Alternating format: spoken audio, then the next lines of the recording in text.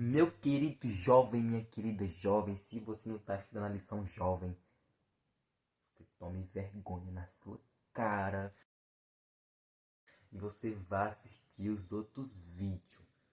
Ora mais, vá assistir os vídeos, porque tá muito boa essa lição, tá muito boa. Nesse trimestre, eu vou recapitular, talvez seja a primeira vez que você está assistindo esse vídeo.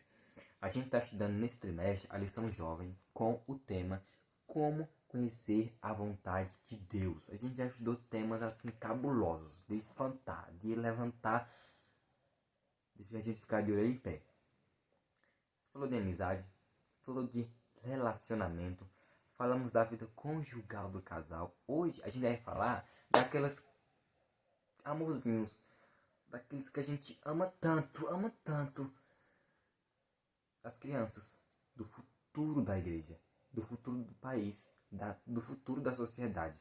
Vamos falar hoje da herança do Senhor. Vamos falar hoje dos ninos preciosos, pequenos. E é por isso que no vídeo de hoje, as animações que eu coloco nos vídeos, a maioria delas vai ser dedicadas aos pequenininhos, né? Primeiro que o bebê aqui está fazendo os vídeos. Já é uma homenagem às nossas criancinhas. Então hoje a gente vai falar sobre a herança do Senhor. Então chama a vinheta e vamos pro vídeo.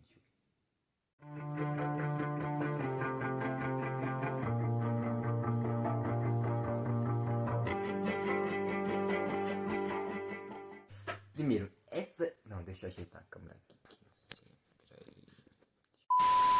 Primeiro que eu já me surpreendi com essa lição, porque falou de criança, né? Então eu falei assim, cara, de falar de criança, não sou pai, cara, sou muito novo pra ser pai. Meu sonho é ser pai um dia. Serei pai. Eu falei, criança, ser chato. Mas essa lição me surpreendeu. Em primeiro lugar, a lição nos jogou para o verso de Salmos 127, o verso 3 e o verso 4. Nesses versos, a gente vai já estudar um pouco mais detalhado sobre eles e falar assim que os filhos são uma herança do Senhor. E a preposição do denota origem ou destino. Ou seja, as crianças, os filhos, os ninos, os bebês, os nenéns, eles são um presente do Senhor. É uma herança do Senhor para nós. No entanto, a Bíblia fala que quando os pais o criam para a honra e glória de Deus, eles são um presente que volta para Deus. Os pais são responsáveis para colocar na criança um temor único e uma vida sincera que elas terão, sendo guiados pelo caminho de Deus. A Bíblia fala lá em Provérbios, o rei Salomão escreveu, ensina a criança no caminho em que deve andar, e quando ela for mais velha, lá no futuro, ela não se afastará dele. Então os pais têm uma missão, e é sobre essa missão que essa lição vai falar um pouco mais. Essa lição tá boa. O texto para reflexão dessa semana está em 1 Samuel, capítulo 1, versículo 4 ao 20, e fala a história de basicamente 4 pessoas. Nesta parte, vamos falar sobre 3. Primeira, Ana. Segunda, Eucana. E terceira, Penina. Essas 3 pessoas formavam, digamos que, um certo trio amoroso. Ana e Penina eram esposas de Eucana. No entanto, Ana era estéril. E para ela, ter filho era algo basicamente impossível. Por conta disso, Penina ficava tirando sarro da cara de Ana, que não poderia ter filho. E em contrapartida, ela poderia ter filho. No entanto, isso não fazia com que Eucana amasse mais Penina do que a Ana. Mesmo Ana sendo estéril e não podendo ter filho, Eucana, diz a Bíblia, amava mais Ana do que Penina. Isso já me mostra uma lição muito interessante. Tem gente que pensa que ter filho faz com que o outro o ame mais, ou que isso vai segurar um relacionamento. Filhos não seguram relacionamentos. Jamais. O amor é conquistado à base de convívio, não por palavras, mas por ações. Penina, ao pensar que daria filhos a Eucana, pensava que Eucana iria amar mais ela do que Ana. No entanto, isso nunca aconteceu. E essa não é a primeira história da Bíblia que vemos isso. Aconteceu com Jacó e com Raquel. Ou você nunca ouviu falar da história de Raquel, e de Jacó. Raquel era estéril, não poderia ter filho. No entanto, Deus a abençoou e ela concedeu. A Bíblia fala que desse mesmo modo, assim como Eucana, Jacó, aliás, amava mais a Raquel do que a Lia. Então, filho não segura amor de ninguém. Outro ponto que deve ser falado aqui nesse vídeo, eu não posso deixar, é sobre a poligamia. Eucana tinha duas esposas, Ana e Penina. No entanto, nunca foi propósito de Deus que surgisse a poligamia. Esse era algo pagão que começou a entrar dentro do povo de Deus. Outro ponto a ser considerado é que na época em questão, a pressão para ter filhos era muito pesada. E aí, sobre esse sobrecarrego que Eucana teve, ele procurou outra esposa para ter filhos e continuar a sua descendência. No entanto, Ana não conseguia ter filhos. Era algo natural.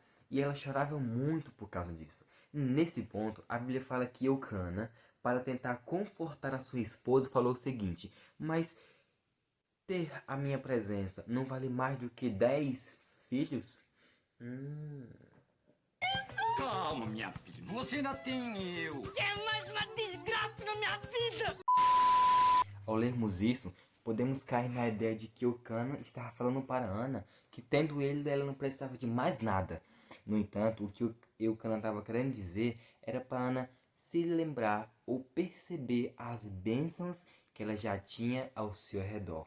Muitas vezes fazemos igual a Ana, a gente pede tantas bênçãos a Deus que se esquece das bênçãos que está à nossa volta. Hoje não é diferente. Há pessoas que podem ter filhos e outras pessoas que não podem ter filhos. Hoje existe a adoção. Pessoas podem adotar e formar o seu lar, a sua família. No entanto, o que a Bíblia aconselha é que isso não seja um ato egoísta.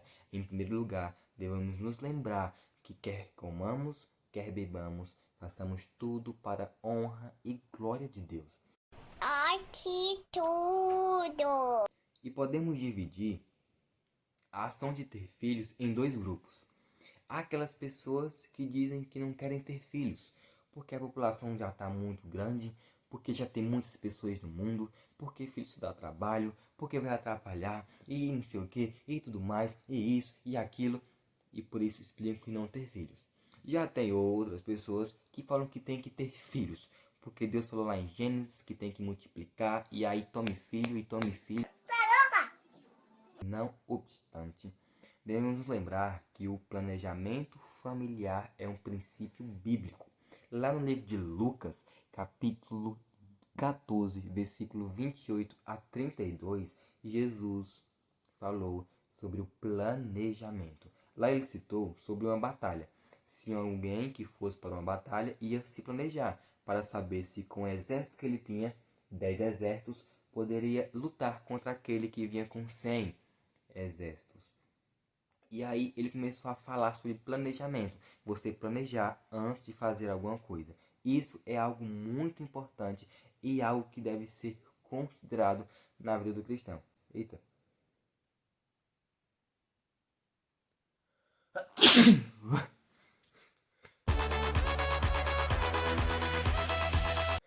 Não é coronavírus. A verdade é que nós temos que submeter os nossos planos na vontade de Deus. O Senhor, ele tem uma missão para cada família aqui nessa terra. E os filhos podem e devem fazer parte delas. É por isso que o ato de ter filhos deve ser muito bem planejado. É uma vida que vamos colocar no mundo e por isso devem ser educadas para o Senhor. O mundo já é um caos, já é uma maldade só. O objetivo dos pais é educar os filhos para que eles possam ser luz em um mundo de trevas. É verdade. E sabe o que Salmos 127, versículo 3 e 5 fala? Herança do Senhor são os filhos, feliz aquele que enche deles a sua aljava. Mas o que é aljava? Aljava era a mochila que as pessoas colocavam atrás, ou que mais precisamente os guerreiros colocavam nas costas com flechas. E aí aquela bolsinha se chamava aljava. E a Bíblia fala que felizes são aqueles que enchem deles a sua aljava. Na Bíblia, no contexto que ela foi escrita, o Antigo Testamento, a história de Samuel pode ser um exemplo desse contexto, ter filhos era considerado honra. Ter muitos filhos era ser considerado muito honrado. Por exemplo, meu pai. Eu sou o filho mais novo de 25 irmãos. Nossa! Se meu pai vivesse nesse tempo, ele era uma pessoa assim muito honrada, porque ele devia ter muitos filhos. Era assim que as pessoas se sentiam naquele tempo. Muitos filhos era ser muito honrado perante a sociedade. E nesse contexto se encontra Ana, que orava a Deus para ter um filho. E ela fez uma promessa. Ela falou que se ela concebesse um filho, ela o daria para o Senhor. Olha só. Eu acho que você, que é pai ou mãe, ficou apreensivo quando você foi deixar o seu filho na creche pela primeira vez. Imagina Ana entregando seu filho ao sacerdócio, sabendo que passaria um bom tempo sem vê-lo e que ele não mais viveria segundo os seus cuidados. Ana, ela tinha prometido a Deus que daria o seu filho para ser missionário, e ela cumpriu com seu voto. Ela foi fiel àquilo que ela prometeu. No entanto, mesmo depois disso, Samuel não foi para um contexto, digamos que lindo. Os filhos do sacerdote eram pecadores terríveis, eram considerados abominações porque faziam coisas erradas no santuário. Então Samuel, ele foi para um lugar que estava rodeado de coisas ruins e que poderiam o levar para o erro. Por isso que Ana o entregou, confiando na proteção divina, porque antes ela já tinha o educado para ser uma boa pessoa. Isso nos ensina muitas coisas e é por isso que a Bíblia é um livro tão mágico. Histórias como essas nos dão exemplos de como devemos lidar se um dia chegarmos a ser pais e mães. A verdade é que devemos entregar os filhos na mão de Deus e ensiná-los a fazer o que é certo. Isso vem de berço. Não é algo que ele vai comprar, não é algo que ele vai ganhar, é algo que ele vai adquirir de berço. E você é o responsável. Uma herança do Senhor. Um presente que Deus nos deu para cuidarmos, zelarmos, educá-los no bom caminho para um dia devolvermos a Ele. Você que é pai e que é mãe cristã, pelo amor de Deus, crie seu filho na disciplina bíblica. Entenda que os filhos são missionários em miniatura e devem aprender sobre os princípios e ideais em casa, para que quando eles forem atacados pelo mundo, as raízes do cristianismo verdadeiro estejam cravadas em seu coração.